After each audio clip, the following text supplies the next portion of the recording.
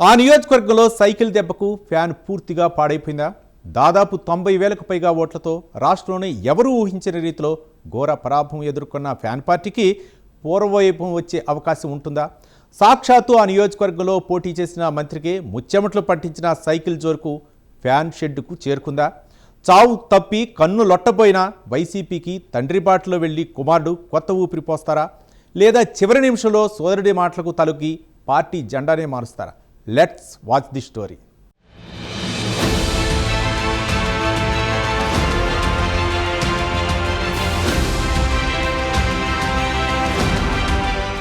ఆది నుండి రాజకీయ కుటుంబమే అయినప్పటికీ వీఆర్ఓగా పనిచేసిన అనుభవం ఆయనది. దీంతో పదవీ విరమణ అనంతరం రాజకీయాల్లోకి వచ్చారు మాజీ ఎమ్మెల్యే నాగిరెడ్డి. చివరి దశకంలో కురువృద్ధుడుగా 2019 సార్వత్రిక ఎన్నికల్లో సొంత నియోజకవర్గం నుండి పోటీ చేసి గెలిచారు. అధికారం చేపట్టి ఆయన తర్వాత రియల్ హీరోగా పేరుగాంచి అసెంబ్లీకి వెళ్లిన ఆ మాజీ ఎమ్మెల్యే నేడు అంతర్మథనంలో పడ్డారట.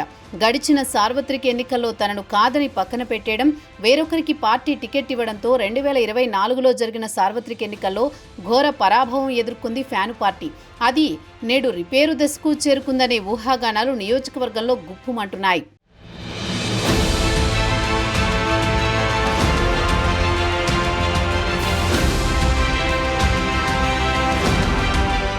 అయితే నిన్నటి వరకు ఒక లెక్క, ఇప్పటి నుండి మరో లెక్క. ఆయన కొడుకొచ్చాడని చెప్పు. ఏంటి ఈ డైలాగ్ ఏదో సినిమాలో విన్నట్టుందనుకుంటున్నారా? అవునండి, మీరు విన్నది నిజమే. ఈ డైలాగ్ మాత్రం ప్రభాస్ నటించిన మిర్చి మూవీలో డైలాగ్ మాత్రమే. అయితే ఇప్పుడు ఇదే ట్రెండ్ ఫాలో అవుదామని అనుకున్నారట గాజువాక నియోజకవర్గ మాజీ ఎమ్మెల్యే తనయుడు వైసీపీ ఇన్ఛార్జ్ తిప్పల దేవన్ రెడ్డి. దీంతో అనుకున్నదే తడవుగా ఆగమేఘాలపై వెళ్లిన ఆయన మాజీ సీఎం జగన్మోహన్ రెడ్డిని మెప్పించి మరీ నియోజకవర్గ ఇన్ఛార్జ్ బాధ్యతలు ఇప్పించుకున్నారట.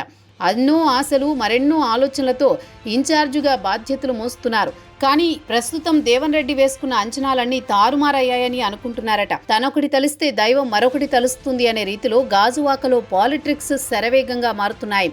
దీంతో రోజు రోజుకి వైసీపీ క్యాడర్ వీక్ అయిపోతోంది. దీంతో పాటు నియోజకవర్గంలో 90,000కు పైగా మెజారిటీ ఓట్లు సాధించి కూటమి పార్టీ ఎమ్మెల్యేగా రాష్ట్ర టీడీపీ అధ్యక్షుడు పల్లా శ్రీనివాసరావు గెలుపొందారు.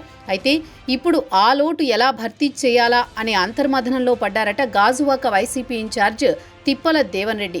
ఒకే వరలో రెండు కత్తులు మాదిరిగా ఒకే కుటుంబానికి చెందిన ఇద్దరు అన్నదమ్ములు వేరువేరు పార్టీలో మనుగడ సాగిస్తున్నారు. దీంతో ఒకే కుటుంబానికి చెందిన ఇద్దరిలో ఎవరికి తమ మద్దతు ఇవ్వాలో అని ఎటూ తేల్చుకోలేకపోతున్నారట అటు కార్యకర్తలు, ఇటు తిప్పల అభిమానులు.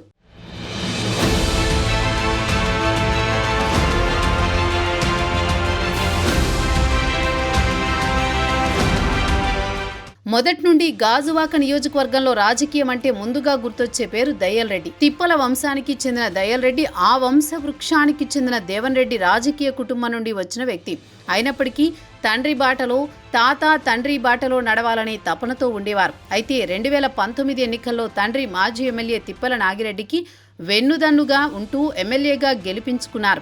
అయితే నాగిరెడ్డి ఆశించినట్లు మంత్రి పదవి రాకపోయినా ఆయన కుటుంబానికి ఎమ్మెల్సీ లేదా నామినేటెడ్ పదవి వస్తుందని ఆశించి భంగపడ్డ వారిలో దేవన్ రెడ్డి కుటుంబం ఒకటి. కాలం కలిసి రాకపోవడమో లేదా గాజువాకలో నాగిరెడ్డిపై వచ్చిన ఇంటెలిజెన్సీ వర్గాల నుండి వచ్చిన సమాచారమో తెలియదు.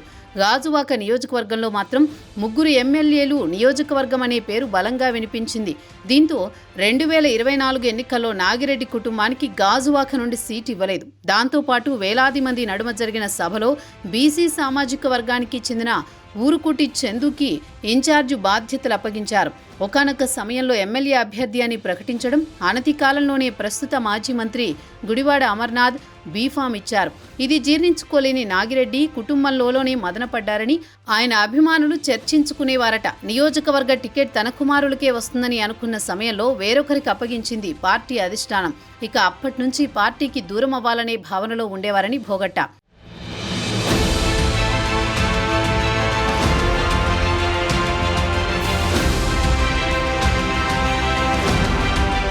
అయితే మాజీ ముఖ్యమంత్రి మాత్రం నాగిరెడ్డి కుటుంబాన్ని పిలిచి బుజ్జగించారట పార్టీ పెద్దలు. దీంతో చేసేదేమీ లేక ఇష్టం లేకున్నా అయిష్టంతోనే గడిచిన సార్వత్రిక ఎన్నికల్లో గుడివాడ అమర్నాథ్కి మద్దతిచ్చారని టాక్ వినిపించింది. అయితే ఆపసోపాలు అతి ఉత్సాహం ప్రదర్శించిన గుడివాడ సొంత మేనిఫెస్టోతో బొక్కబోర్లా పడ్డారు. దీంతో పాటు 90,000 ఓట్లకు పైగా తేడాతో ఎన్నికల్లో ఓటమి చెందారని తిప్పల దేవన్ రెడ్డి భావిస్తున్నారట.